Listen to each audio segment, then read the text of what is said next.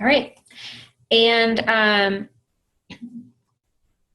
so I know that you all already know some about this project through your application to the Body of Knowledge, Accomplished Teaching Body of Knowledge work group, but I am going to give a brief overview about what that is. We have some norms that we use in our work, and with that, there's some rather large buckets. So we have equity, service, community growth, results, reflection, and bringing levity. So especially I think in a virtual environment like tonight, it's important to really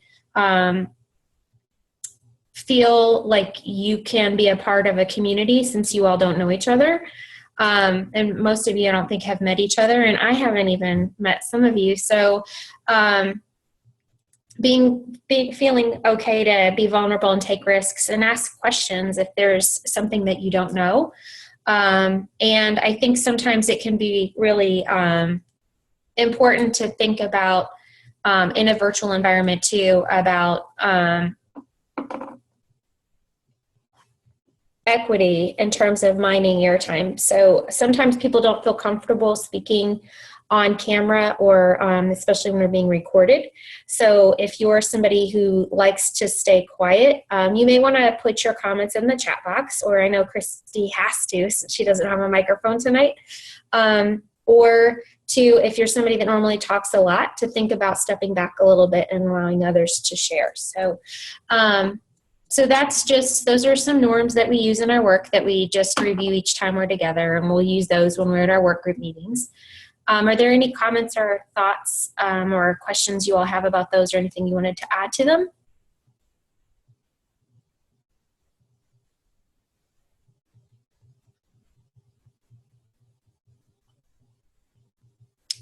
Okay. So we also, one of our norms that I kind of didn't necessarily point out. Hi, Joanne. Can you hear us okay?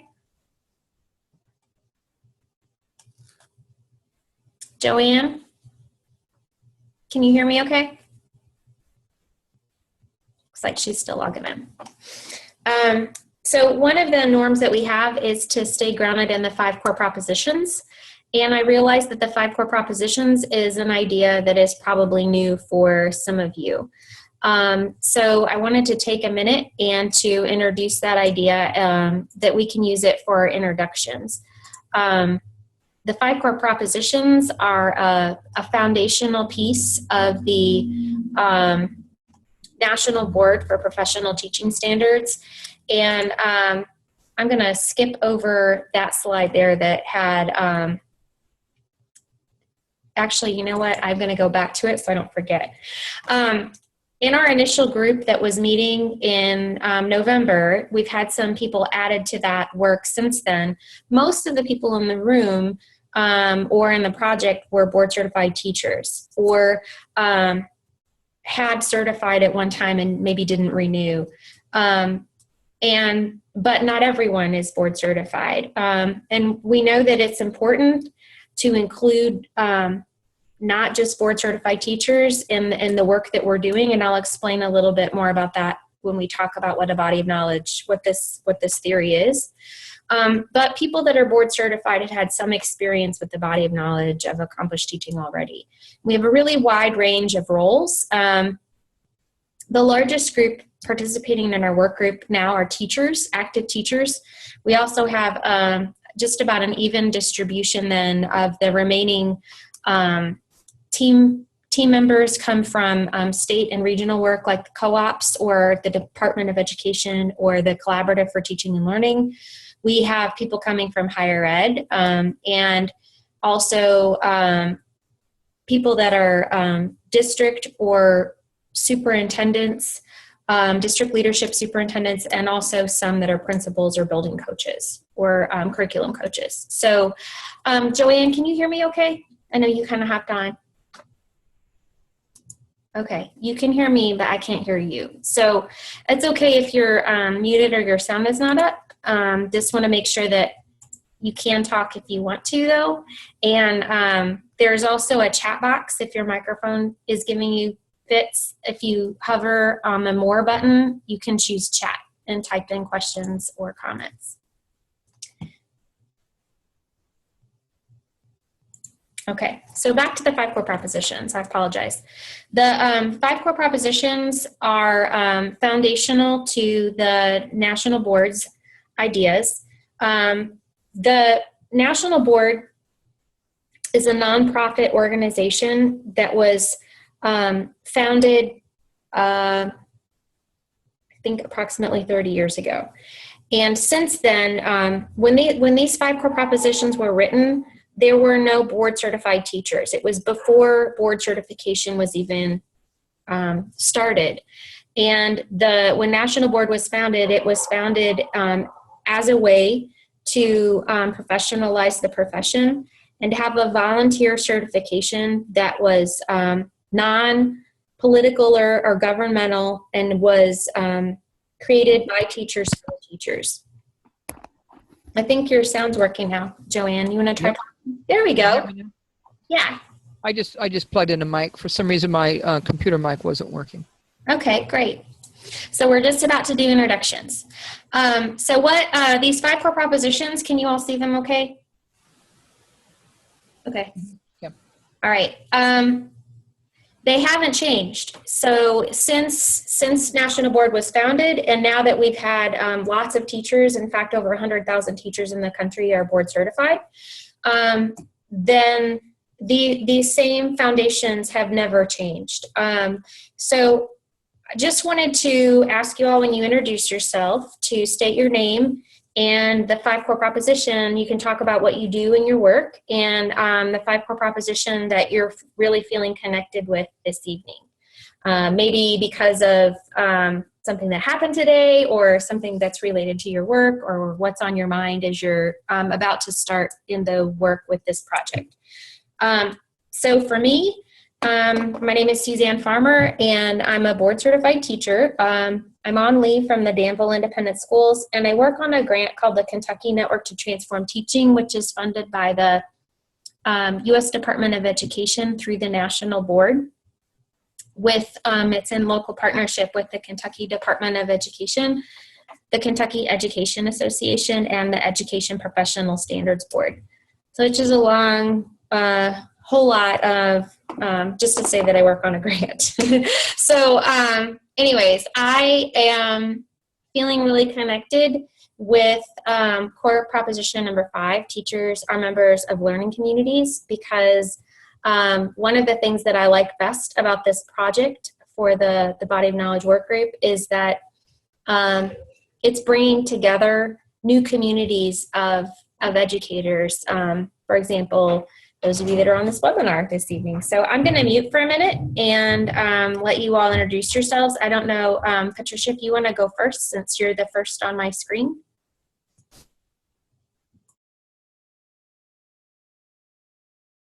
Okay, you're going to have to unmute. I'll unmute you, though. Hold on. Okay. There you go.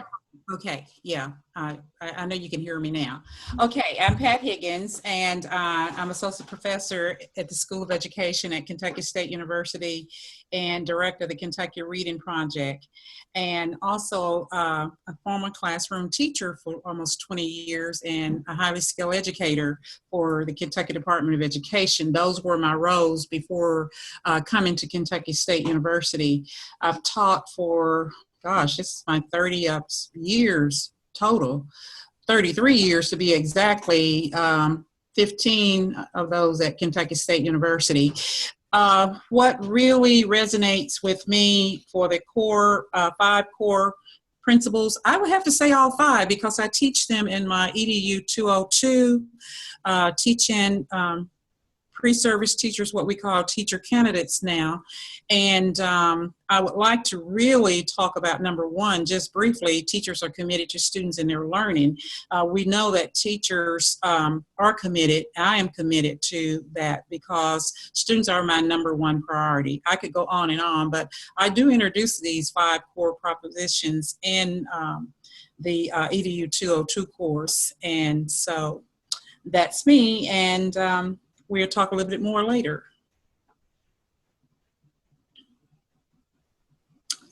Oh, sorry, I'm muted now. Thank you. Joanne, do you want to go next? Are you saying Joanne? Or are you Yes. calling from the name? Hey, Suzanne. Yeah. I'm Joanne Rainey. I'm interim chair at the School of Ed. I'm a colleague of Pat Higgins. I am being a little bit distracted. I've still got boys that haven't gotten to bed yet. So I may be coming and going a little bit during this.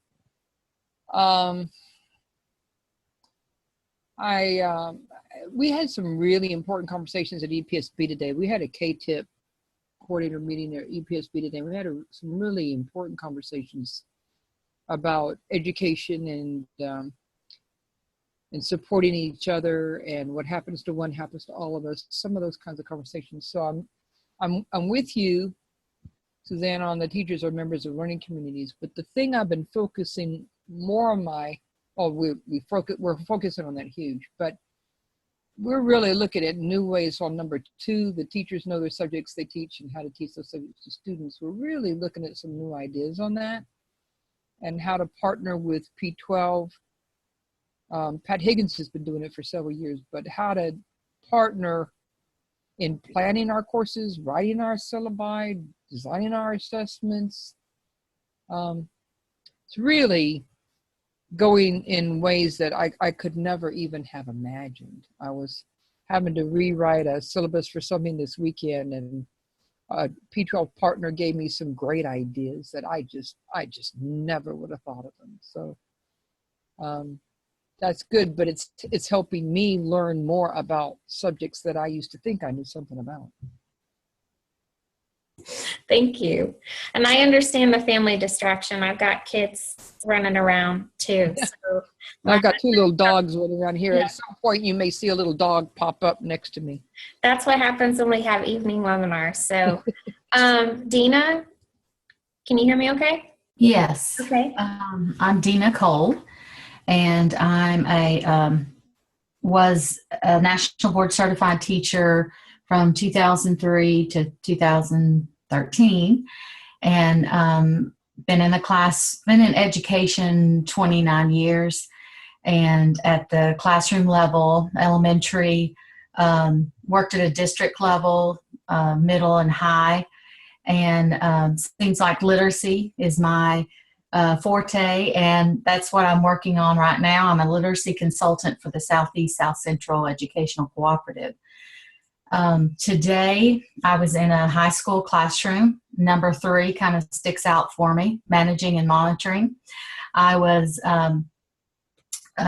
going in to do an implementation check on a KDE initiative, Co-Teaching for Gap Closure, and which looks at the learning system in that classroom, Baldridge, Jim Shipley, continuous classroom improvement. And so the teaching team at the end, well, actually during the lesson, they became very frustrated because of behavior problems. And when we discussed it at the end, they couldn't get over that. And I said, that's what the whole system, as far as the first 4 steps of building that community, is centers around. And so, but they could not get over that managing and how that they felt like, I guess, failures, or one's a brand new teacher and the other one is more experienced. So that kind of, I guess, spoiled the rest of my day, because I wasn't sure if I handled that situation. There was another supervisor there in with me. So, but I'm headed back there tomorrow to do another classroom. So it will continue.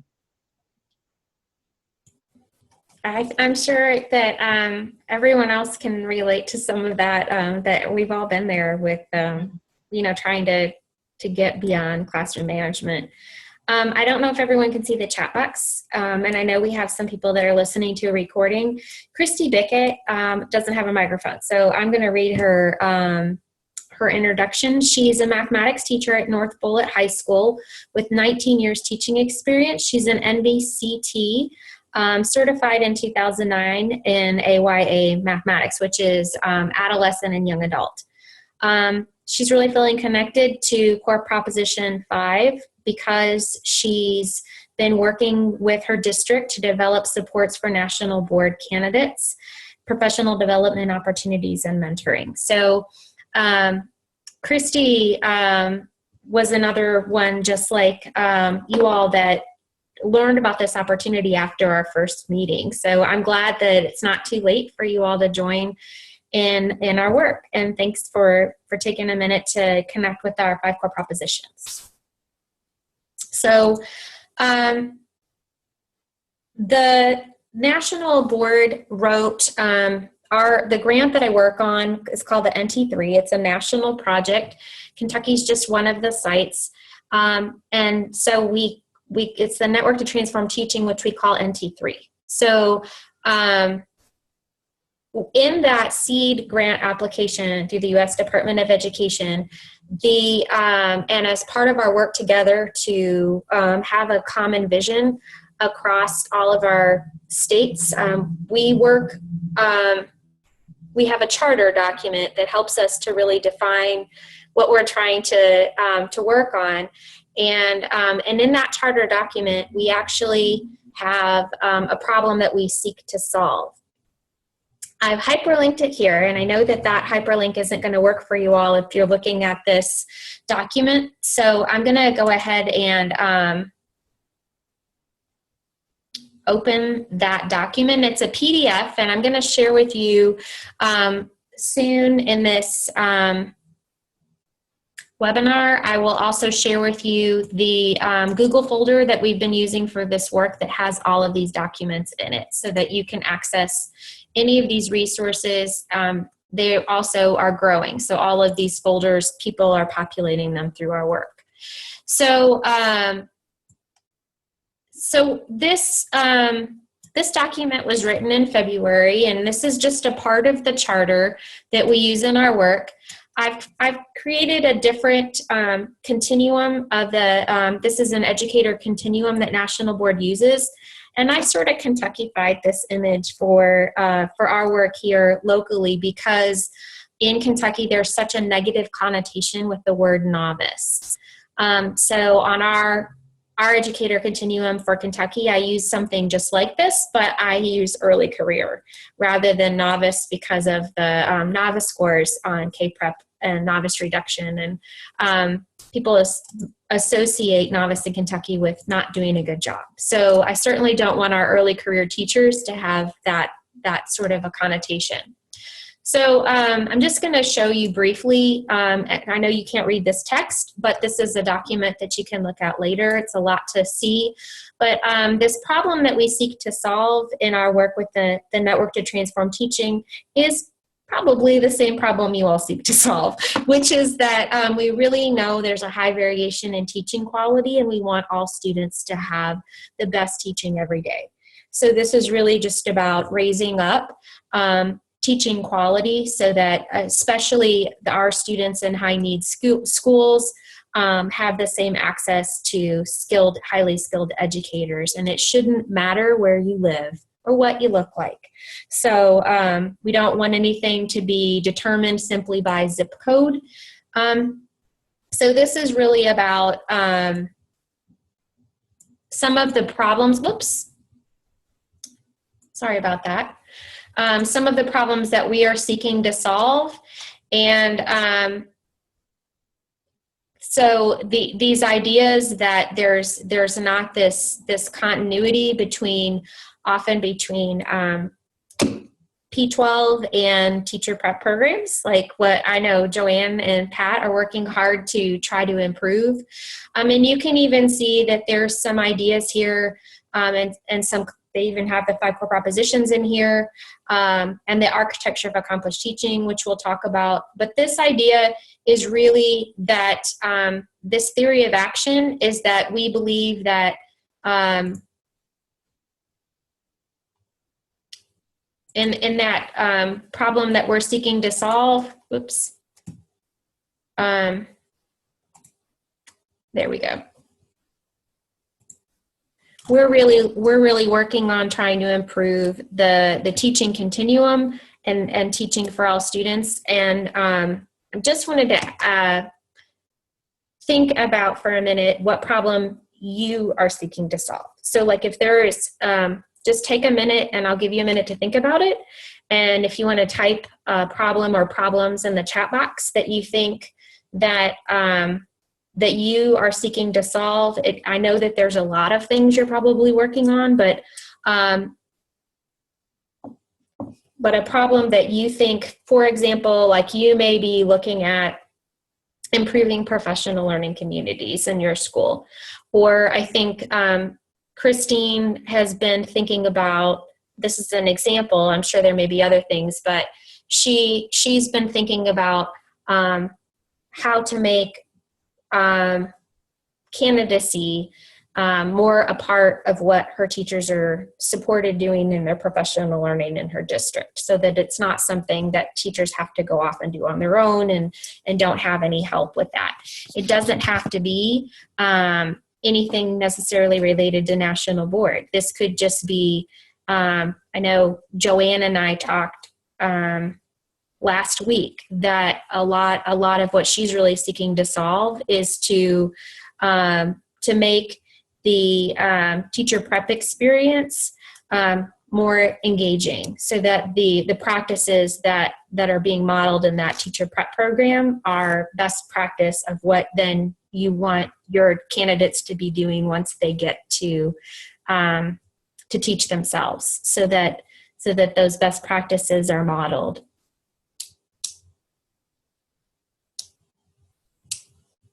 So I'll give you a minute if you think of any other ideas on, or if you want to just jot down a note of something that you seek to solve. Christine said, yes, I think that means I explained what she's trying to do with her candidates, her candidate support program.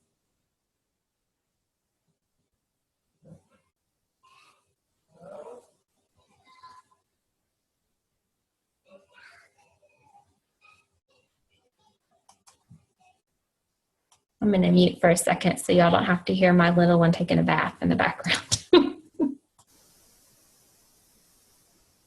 I should introduce my grandson, Gavin, who's just stepped up behind me here. He's just coming in to say good night. Hi, Gavin.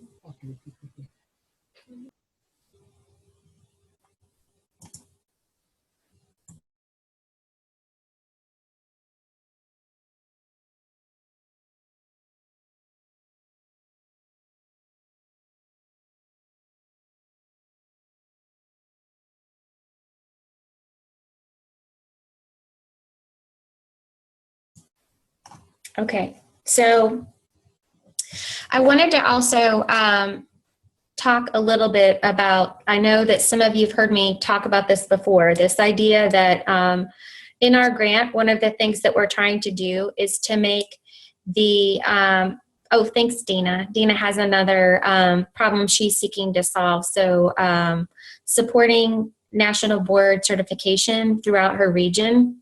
I know you're starting to get some requests from districts to do that, and that's exciting. Exactly, Pat's got some networking across the campus in terms of project-based learning and trying to make the learning more hands-on and rather than just lecture. So this idea of really trying to take professional wisdom and making it transparent is a lot of what the idea of our grant is doing, but also this idea of a body of knowledge. So I'm going to back up for a minute and talk for a bit about a body of knowledge, which what is a body of knowledge and why would we want one? Other professions like doctors or lawyers or project managers have what they consider to be a body of knowledge. And a body of knowledge is a core set of beliefs and skills and practices and resources that are agreed upon by the entire profession. And that's a base of knowledge that anyone in that profession would be expected to know. And they'd also be expected to be able to talk about it and to demonstrate anything that would be in that body of knowledge. And that's really the body of knowledge that defines the expertise of that profession and the beliefs of that profession.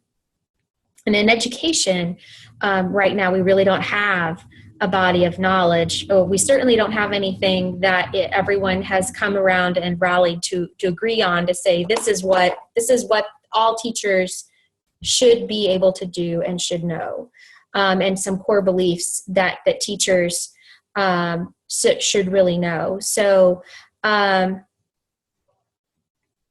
thanks for adding more comments, Joanne, in the chat box. So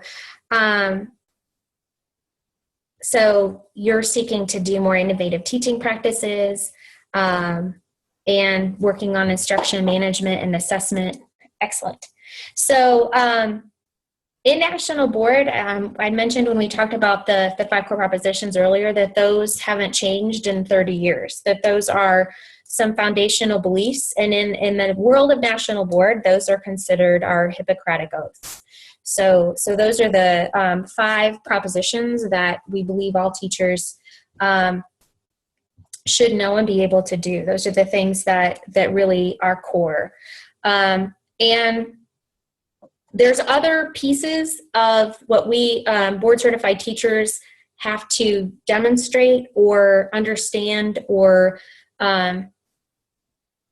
really some foundational beliefs that are a part of the board certification process.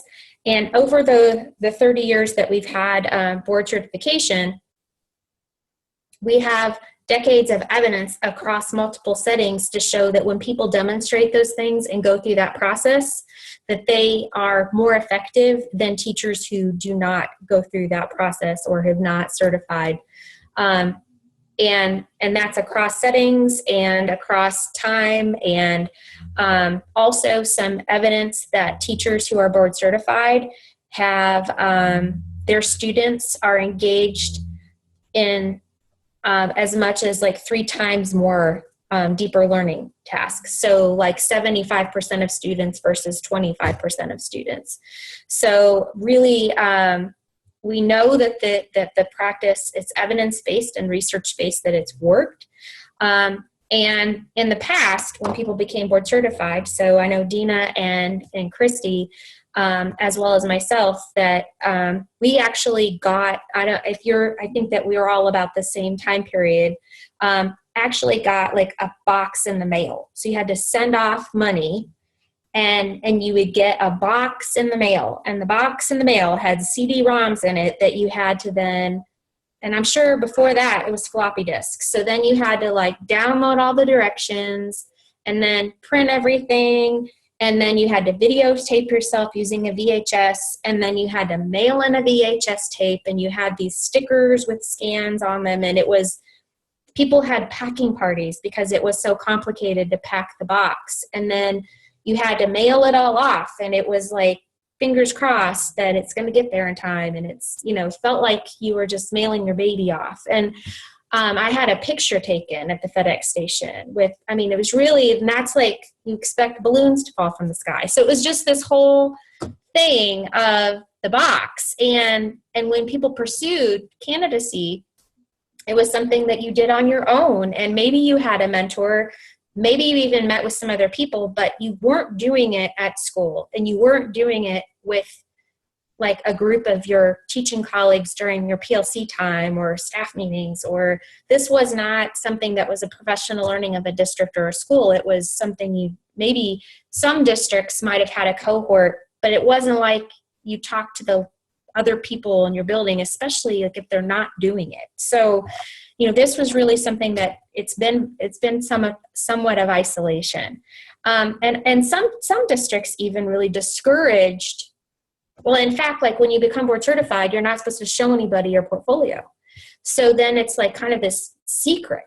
And then so all of this professional wisdom was locked up in a box and really wasn't being shared. And we know that that really the best learning comes through collaboration and making that transparent, and best practice should never be a secret.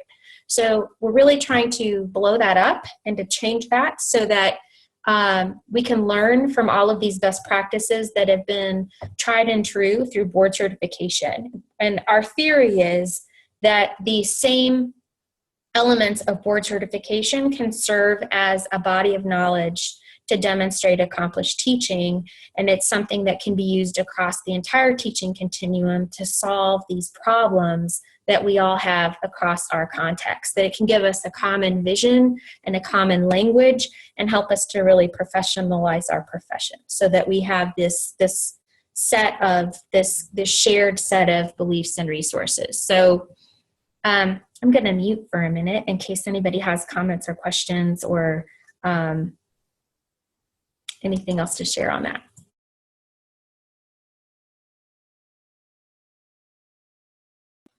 Suzanne, does that imply that now people are going to be, like, I know the videos, that's going to be more open, but will like, could teacher candidates go in and look at products of people who apply for National Board certification, see ideas for planning or assessment, or is there going to be a place where people can go and look at that information? So Atlas is, has resources like that. But we're also thinking that so I'm going to talk a little bit more about some of the other elements that are in the body of knowledge. And we can think about how some of those elements might be useful they're not all things that are like examples of people that have already done accomplished teaching. Some of it is just documents to help define it, and some belief statements like the 5 core propositions. So we can talk through some examples, but that's a really good question. We've had some people, in fact, I think Pat might have been there in May of last year. We had a group of people from 12 different universities and from Kentucky. And what happened was we had meetings over the course of last year, several meetings. And then at the end of the year, we decided we'd bring everybody together across the state. And there were a lot of people who wanted to know a lot more about how board certification and these resources, before we even started calling it really a body of knowledge, how that could help to improve teacher prep programs and master programs in Kentucky. So we did a 2-day pre-conference before a larger conference that we held that had breakout sessions. And the 2-day pre-conference was just for people that wanted to learn more about the 5 core propositions and other parts of board certification, and to use that and to think about how those resources could then improve the work that was already going on in higher education. So this is similar to that initial pre-conference that was done with higher education, except that was a lot more about digging into what the pieces were, and this is a lot more about creating your own resources and your own applications for what these pieces are. So I'm going to briefly show you all. So the elements that are in the body of knowledge, these are going to look super familiar to Dina and to Christy. And I realize that our audience at these work groups is mostly board certified teachers. But even as a board certified teacher myself and someone who's renewed my board certification, it still is good to think about these, each of these pieces of the body of knowledge again, because each time I look at them, I see them with a different set of eyes and get different ideas on how they could be used. We started in our introduction with the 5 core propositions. Again, I mentioned that's like the Hippocratic Oath for teachers. There's also an architecture of accomplished teaching. And I'll show that image in a minute. The architecture of accomplished teaching is very similar. It's a lot like many instructional cycles that you will have seen in the past, but we'll talk a little bit about how it's different. There's also certificate area standards. And you don't need to take notes on this because I've got a document that's like a cheat sheet, a glossary for all these. But the certificate area standards, each different certificate area, like I know Christine or Christy is mathematics. So she would have a set of standards that are written specifically by and for high school math teachers. My standards look entirely different because I certified when I was a preschool teacher. So my certificate area was early childhood generalist. So while we would both have some common things in our standards, like we're both going to have standards that are around equity and access for students. We're going to have standards that are around knowing our content, standards around collaboration, standards for reflection. We'll have a lot of very similar ideas in our standards. The language and the expectations and the examples are going to look very different based on our context and the age of students that we work with. So our content is going to change that. Then there's also certification components.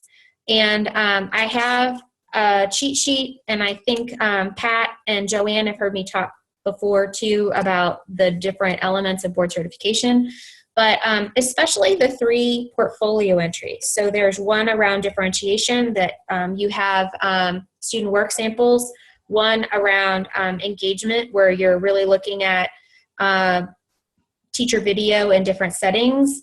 And then the third portfolio entry is effective and reflective practitioner, and really looking at knowing your students, some assessment literacy, and then how do you really lead, learn, and collaborate based on what your students demonstrate that they need. So I've got some information, and I can show you that on the components as well. And then Atlas, which Joanne had referred to. And I know, Dina, you all are doing some pilot work with Atlas at Southeast South Central Co-op. And Pat's seen that through the meetings with eProfit. So Christy, do you already know about Atlas? And I guess I should explain, because I know we have people that are going to probably listen to this recording. Atlas is an acronym that stands for Accomplished Teaching Learning in Schools. And Atlas is a database of over 1,000 cases from teachers who have board certified since the certification submission went fully electronic. So, okay, great, Christy. So yeah, the cases can be, they include video, and this is in the former assessment of national boards, so before the revisions. And so these exact assessments don't exist anymore. So it's not, these are not the exact same questions or demonstrations that people would be submitting now.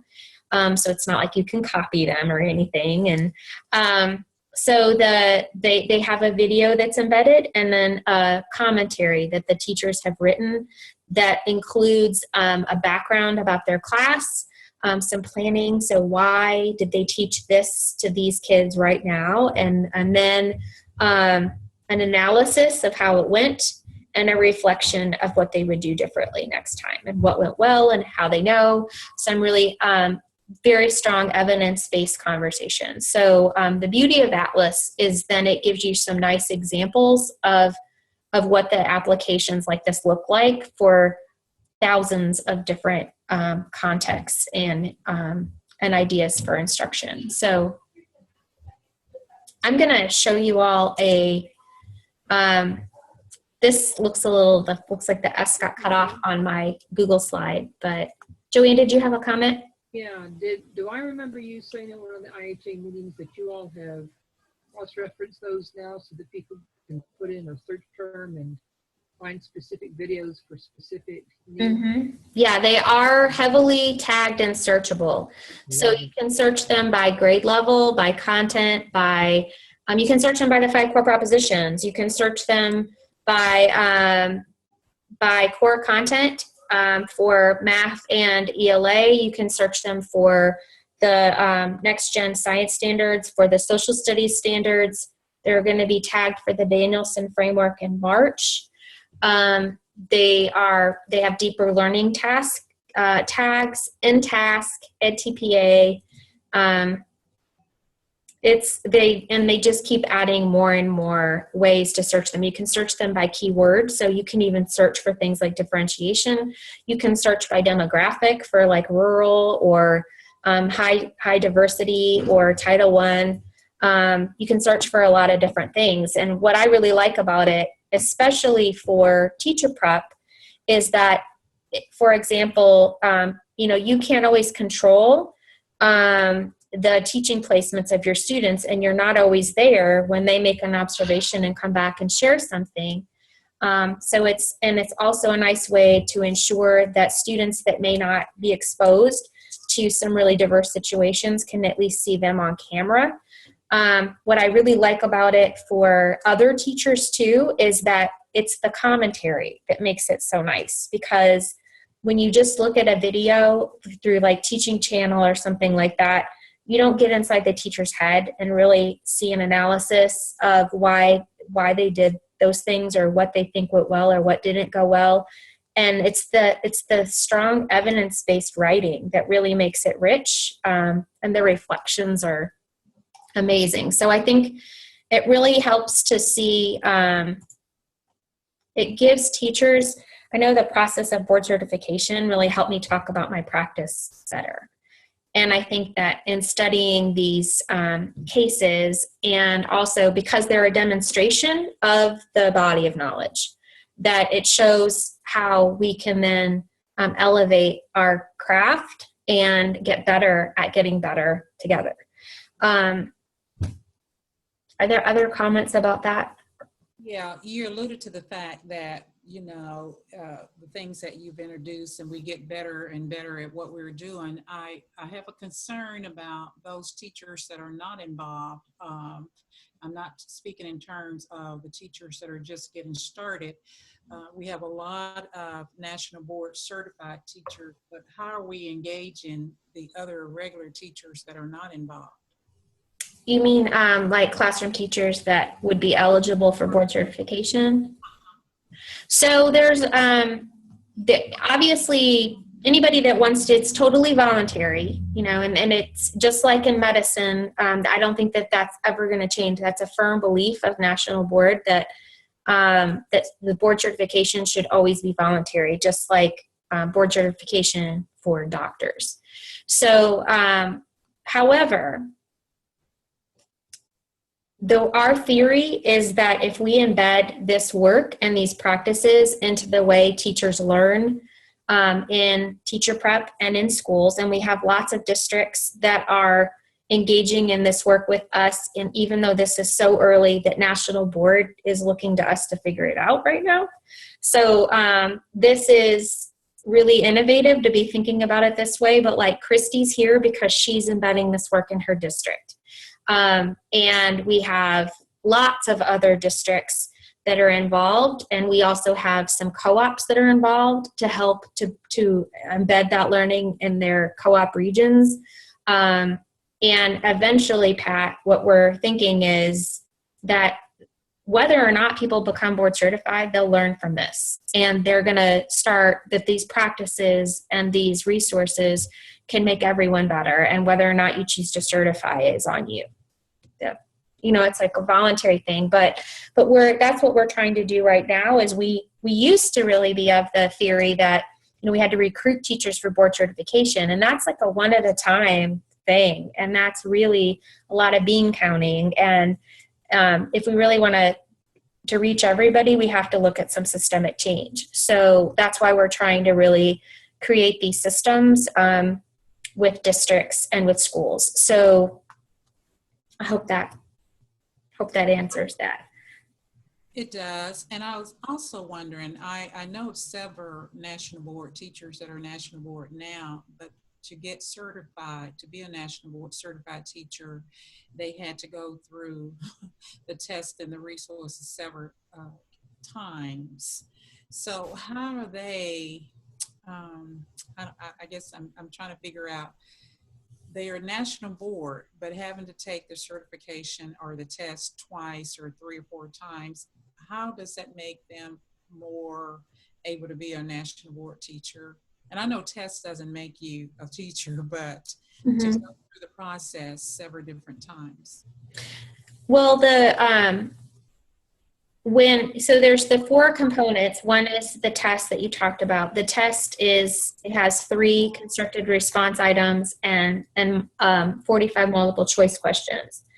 And that just is to demonstrate that you know your content, because we know that even if you can really, that's part of, Core Prop 1, Core Prop 2 is you got to know your subject. So there has to be some demonstration that students or teachers know the content that they're getting certified in. And that's what the assessment is for. The other 3 are really about demonstrating, in addition to content, of course, demonstrating the other elements of the 5 core propositions so that you can really show that you can teach it to students. So one of the things that I have mentored people, and I'm sure Christy has too, that didn't certify the first time. In the past, that certification process, it was like you had your one shot, you tried to do everything in 1 year, and then you would find out how you did and could retake components up to 2 more times. So a total of 3 times for each one. And sometimes some really good teachers don't do well the first time because they might not be used to writing this way, for example. Like, the writing isn't flowery. It's totally different than graduate school or undergraduate school research-based writing. It's really about, cutting to the chase. It's pretty choppy. It has to be, because it's got to be packed with, and it's also first-person language. I did this and I know this because of this. And my students can do this, and so I know that they know this, and this is what I'm going to do. It's not academic writing.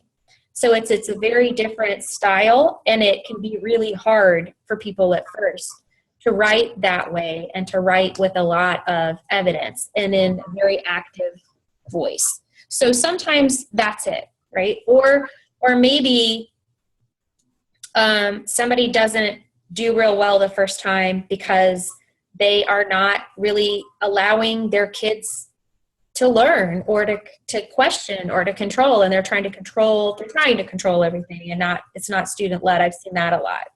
And that it's really a growth for some teachers to do that. Other people, I've noticed, like, it takes them a while to really do well at board certification because they think they already know everything. Mm-hmm. So they're like, I'm doing a great job. I did a great job, and I'm a great teacher. And if you think you don't have anything to learn, you're not going to do well with this the first time. So it's like I say, it's, warts and all. You've got to look at yourself in the mirror, warts and all, and take off some warts. You can't just put on makeup. So I think that, and then there's people who never do certify. We know that that's true too. I also can't imagine doing it without a mentor.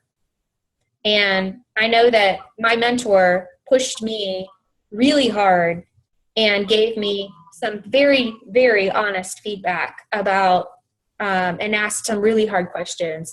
And if you don't have somebody pushing you that way, you might think you're doing a great job, and you just really need to seek some constructive criticism. So I think that it's okay if you don't certify the first time. It doesn't mean that you're not a great teacher, and it doesn't mean that you're not going to get better. Everybody, you have to approach it with a growth mindset. And in my belief, every teacher is capable of certifying. It's not just for rock stars. So, I think all kids can learn, and so can all teachers. So I'm sorry, I'm getting on my soapbox. But the architecture of accomplished teaching, like I said, is very similar to an instructional cycle. But what's different about the architecture for accomplished teaching than a typical instructional cycle is it has the 5 core propositions overlaid on top of it. So it's sort of like the secret sauce. It's what makes it better, is that we see how this Hippocratic oath, or these beliefs and these values, really interact with our ongoing instructional cycle. The architecture of accomplished teaching is a double helix. One strand represents the teacher and their instruction, and the other strand represents the student and and their learning. And those should be tightly wound. They should be working in tandem. The teacher's responsive and constantly thinking about next steps based on the student. And there's more about that. I'll show you all in this. I have a document that I mentioned. Let me actually escape for a second because I'm pretty sure, yeah, I've got to go back to this folder to show you that document. So the folder that has the resources in it has a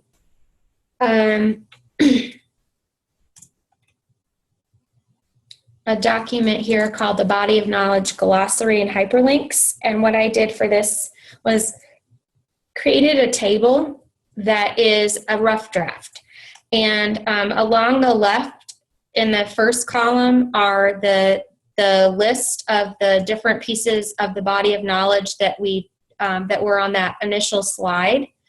And then in the middle column, there's actually a description of that's lifted from National Board language. So it's completely plagiarized, but I thought it was important to use the language from National Board and not my interpretation of that language. And then the next column is the location, so where you can find that with hyperlinks so that you can see where those documents live. Then the last column are some ideas for connections, and those are not like really, after a while, they all started to sound the same. So I think that's something that we'll edit and improve as we create some resources together. So for example, the architecture of accomplished teaching, which we just looked at, it lives at the beginning of every single set of standards. So you have to download a set of standards, and then it would be in the beginning of that. And then the renewal document, so when teachers renew their certification, they actually also refer to the architecture of accomplished teaching, that double helix, as a metaphor for the professional growth of teachers. So they also change and add another layer of how we can consider that. And there's a good example of, so one of the, I believe, Betty Jo Davis, who's an assistant principal that's board certified in Boyle County, I think is coming to our December work group.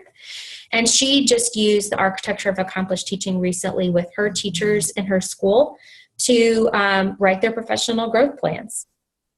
So they were asked to study the architecture and consider that for their growth plans. And she could talk a whole lot more about that experience at the meeting in December. So another piece that I put within here is in the body of knowledge table that we haven't already talked about is the educator rising standards, because those were written to be like the precursor for the national board standards that are really written for high school students and rising educators in teacher prep programs. And then the last thing that's on this table is a document that's called What Teachers Should Know and Be Able to Do. And actually it says here that not for public release yet, but they are now on the National Board website as of this weekend. So that's a book that National Board has published that's an explication of the 5 core propositions. It's wonderful reading. And it actually really spells out what the 5 core propositions mean. And that can also be used as recommended reading for teacher prep programs. They also are creating an electronic version of it so that it can be like downloaded on Kindle and things. But I don't know if that's happened yet. However, that resource could be used for professional learning conversations. And the old version of it, which Christy and Dina have probably seen, hadn't been updated in 30 years. It was just a word perfect document or something, but now it's a beautiful book and it's been updated with some more current language. That's the What Teachers Should Know and Be Able to Do book. So I wanted to, I told you all that there's this teaching continuum that I use that looks a little different in Kentucky because I don't use the novice. I just have the different steps of the career continuum. And some of the things that we're doing with our change ideas are things that you may want to know about. I think some people already know about the higher education collaboration that we're doing. And I mentioned the conference that we had last year with higher ed to really think about how these elements of board certification can improve or enhance some pre-service work or master's programs. So we continue to collaborate with higher ed programs.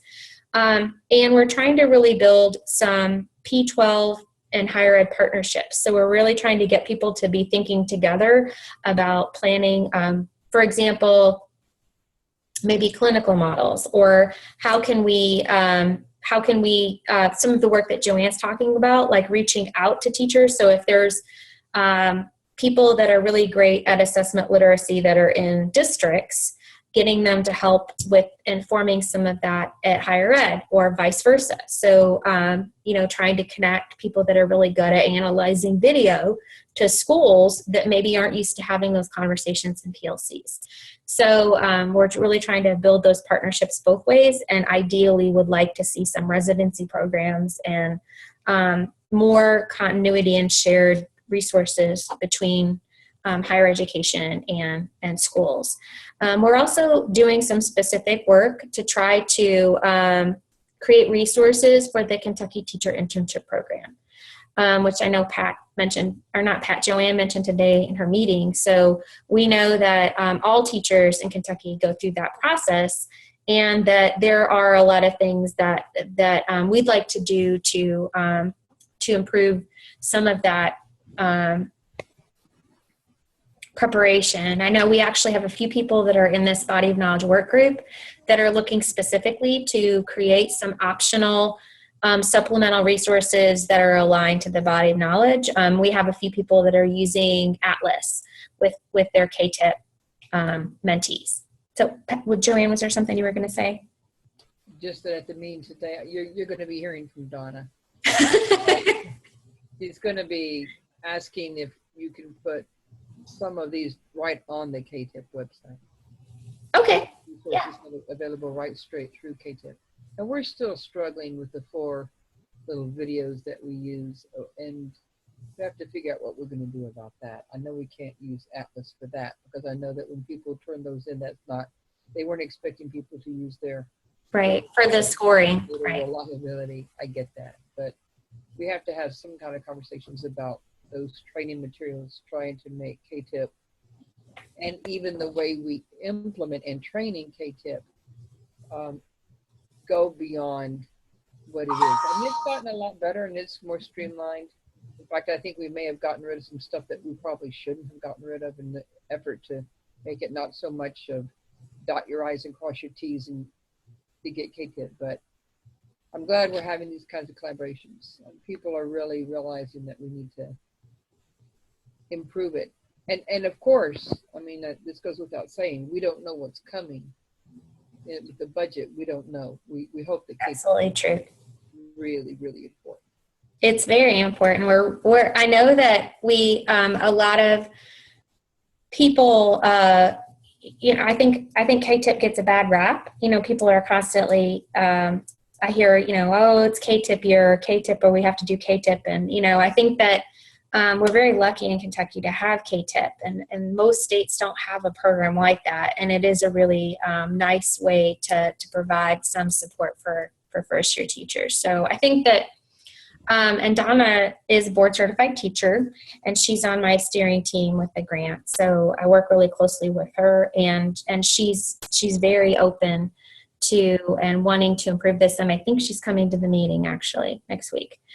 So it's amazing when people are in Kentucky, they don't realize how advanced Kentucky really is. It's true. It is the oldest, mentoring, support, assessment program for new teachers in the country. We were the first to do it.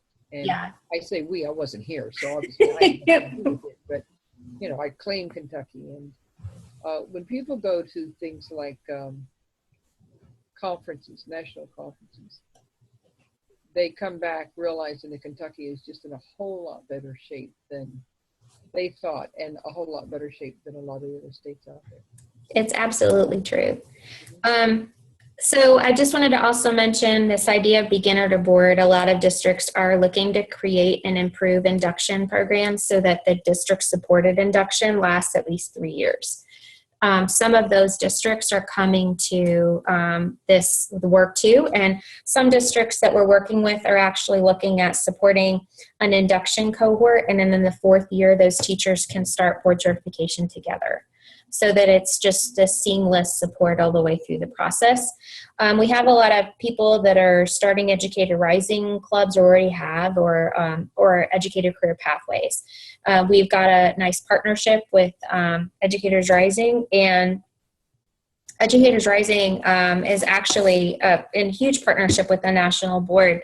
I tell people all the time they share a kitchen, and it's true. They are...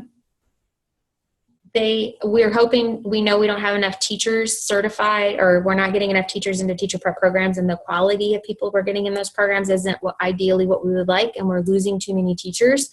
So we're really focusing on this early career part. How do we support teachers better and prepare them better so that we can maintain the highest quality workforce? So Educators Rising is another one of those programs that we're really partnering with. KDE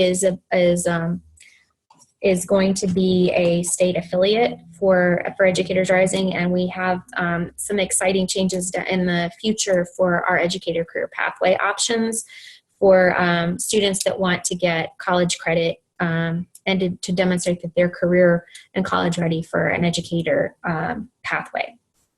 So that's another really exciting opportunity and resources that we're working on.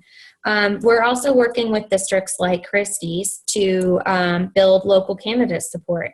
And we have a ton of districts. We're really overwhelmingly excited about the number of districts that have jumped on this initiative to decide how to invest in their teachers through this process.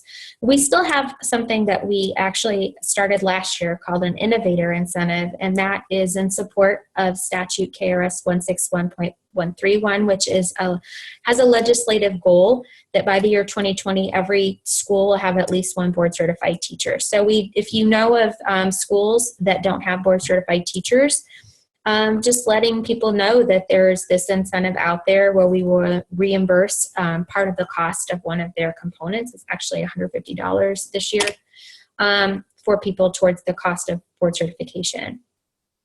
We're also, we've just reformed, or in the past, a long time ago, there was a national board professional organization in Kentucky, and it has been reformed. That group has a board of directors and officers, but they haven't had their initial meeting they have bylaws, and they have a set of people leading that work, but they haven't actually started even accepting other members because they don't have a way to accept money yet, and they haven't really outlined what they're going to be doing. But that's exciting that there's a professional network of board certified teachers now, and we've been working with teachers through teacher leadership and something called the Activating Teacher Leadership Institute with teams from schools. And you can see across the bottom, all the way across the career continuum, we've been doing work with the Atlas pilot, but also this body of knowledge work group where we're working with all elements of the career continuum.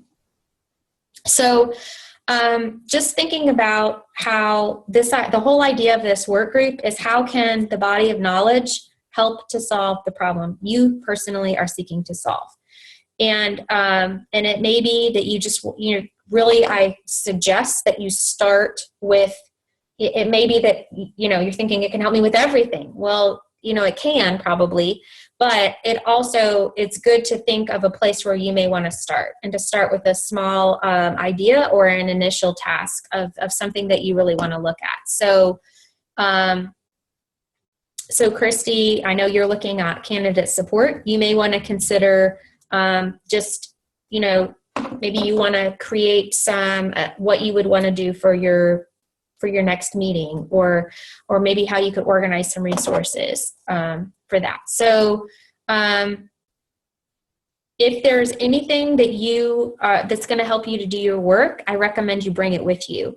Bring any devices so that you can access the Google Docs, because everything's in this Google folder. And as we're creating things and uploading things to the folder, wave into those grandkids, then we'll continue to populate that while we're at the meeting as well. So think about trying to center around a problem that you seek to solve and for the meeting so that you can feel successful while you're there. Most of the time we're there is going to be actual time for you to work and to collaborate with other people who will be working around similar problems and can probably help you with some resources. To access the Google Drive, we have this bit.ly link, and it's just KYNT3 all lowercase and then BOK capitalized for body of knowledge. And when you click on that link, we created several folders at the last meeting. There's a folder for alternative certification because there was a group coming that wanted to focus on that, but they were actually sick last time and have a conflict this time too. So there's nothing in the alternative certification folder, and there might not ever be, I don't know, but that was an idea that was on someone's initial application. There's not much of anything yet in some of these folders, like the candidate support folder. Christy doesn't have really anything in it yet, but it will. There's a lot of other people coming that are doing candidate support. There's an educator preparation folder, messaging and research, new teacher support, some general NT3 resources, peer observation, PLCs, professional growth plans, turnover and retention, video analysis, and then some general things that actually felt like they applied to all of the projects or multiple projects. So this is the book, this green one, What Teachers Should Know and Be Able to Do. Then there's also several different websites and hyperlinks that that the easiest thing to do is just to start creating a document if it's something like that. And it's not a document that you can upload, but it's maybe a website you thought would be worth linking. We've started creating something like that as well. So a lot of the information that's in here, it's going to be most useful for you to kind of fish around, but it's also at the work meeting, it's also a good time for if you have questions about resources or you're looking for something in particular, I can help direct you to some of these things, or so can some other people. We've been populating, especially in, I want to say like turnover and retention, quite a few research studies here. Carla Collodi, who is part of the work group, she did her PhD in teacher turnover and retention and populated a lot of that folder. And also some good research on new teacher support. So some of them don't have as much as others yet, but that drive is, sorry, wrong one. The drive here is it's a shared drive, so you're also able to add anything to it through that bit.ly link, and you can also add it to your personal Google Drive. If you're really uncomfortable with Google, we can also problem solve that when you come, and I can show you how to get started with that in person. So that's really what we went through last time before we got started. And then, like I said, it was a matter of work time. So when we get together next week, the people that have already been there will probably have an opportunity to talk about what they've gotten accomplished or what they're thinking now. And an opportunity for each person to identify what you really want to start working on while you're there, what you want to focus on. And what we did last time was we grouped people based on these common big ideas. So there was a group of people that were looking primarily at peer observation at the last meeting, and a group of people that were really looking at how to improve their PLCs. So things like that, and those people sat together. A group of people looking at new teacher support and a group of people that were looking at candidate support. And we can really identify that very much like an ed camp or an unconference. So, and what was really exciting was that people were helping each other and collaborating across the state and sharing resources. So I'm really excited to see the you all add to that network and those connections. Are there other questions that you all have about the meeting or about anything I've shared?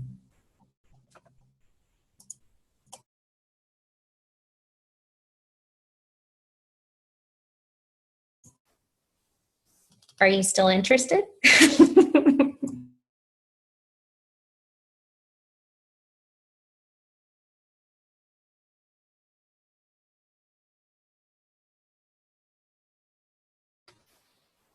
Is this going to be like a project-based design thinking kind of thing, where students, not students, but teachers cluster together, like you said, with like interest and solve the problems with a bigger view, like how does it take care of what they need, but also how are they going to improve their school or their district? Is that kind of what the thinking is? Mm-hmm. Yeah, it's so the idea is like in many ways. I'm gonna stop sharing. Hold on. Okay, so in many ways, at first, people would ask me things like, we really want to do some candidate support. Do you have resources that you can give us? Well, I am not an expert in candidate support. I know some things, and I've known people that have done some things, and I know what I have done, but I'm certainly not an expert, and I certainly am not the expert for your district or your place, for example. So really, we're looking at the idea that we have the expertise and you have the expertise already. And there's many things that it's just a matter of, you know what your problem is, and you probably know, you have some ideas on how to solve the problem. It's a matter of carving out the time to have the time to really think about it and to create resources and to collaborate with other people who can help you with some work that they've already accomplished or started. And to really then think about, how can I change this or improve this to be better for what I need? So, and as people create things for their context, then we're uploading those so that those can continue to be resources for more people. So I don't want to just hand somebody something and say, well, use this. This is, we know that doesn't work for kids, so it's not going to work for adults either. You can't just turn the page of the textbook and do that. So we want to make sure that we're really thinking about creating resources that are the best for our context, but we know that there's a lot, we don't need to all start from scratch, and that by collaborating with each other, we're going to save a lot of time, and we're also going to improve each other's work. So an example at the last meeting, for example, one team was really thinking about, they were excited when they heard that another team had gotten their board to fully fund anyone through board certification. And they decided, I think what we need to start with is we need to really come up with a proposal for our board as to why they should fund this and what we want them to do. And the other team said, well, this is what we used. And they were able to just adapt that for their situation. So they didn't have to start over. And they were like, what other research is out there? And so then we started uploading research. So about the impact of board certification. So that's just one example. But the message to their school needed to be different than the message in that other context, because they're different places and different school boards. So that's just one example. Does that answer your question, Joanne? Yes, it does. Okay. So I can't pay you all really to do this work, but what I know I can do is I can I feel like sometimes the best pay is time. So this is an opportunity for people to get together in the same space. So that's really what we're looking to do. And the meetings are intentionally staggered so that you have some time to think and create some things, but then you also have time in between to process and to try things and to see what works and what doesn't and what you need next. So our next meeting after this one is February 15th. The people participating so far, are they, I mean, from what I had the idea that all these people are already national board certified, but they are not all nationally board certified. have you had anybody from higher ed come in and say, hey, we'd like to cluster with some other people and solve problems? Yeah, we have at our last meeting. So we had 3 different people from UK at the last meeting, 2 in the STEM department, 1 in library media science. And I know the 2 that are in the STEM department cannot come in person, but want to be on the meeting virtually at the beginning because they have a department meeting in the afternoon. It's just too far for them to travel and get back for their meeting.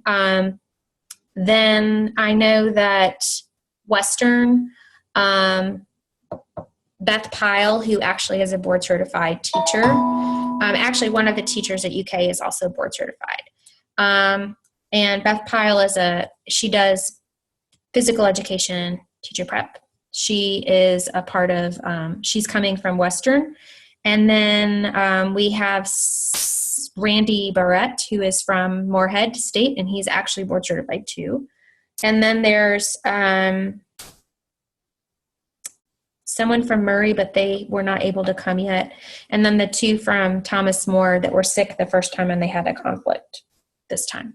I'm trying to think if there's any other universities, but we do have some coming, and everyone that's coming is coming with a very collaborative mindset. And I think Melinda Willis said at one of the meetings, I think she was there in May, that she was interested in coming as well from Moorhead State University. Mm-hmm. She was she works with Randy, but she was not at the last one. So I don't know if she's coming this what they're doing is Randy will come to one and then she would try to come to the next one. That's my understanding, because we work very closely together with literacy. She's the director of the KRP for Moorhead State University. Are there any other questions? I don't want to keep anyone if you don't have questions or comments. I will send out a logistics email that has things like how to submit your mileage, and if you need a substitute, it has a substitute form, and some of those logistics. I'll send that out to everyone, including the people that have been before, in a larger email. Thank you very much. Thanks. Thanks, Suzanne. Thanks a lot, Suzanne. Thanks, Dina.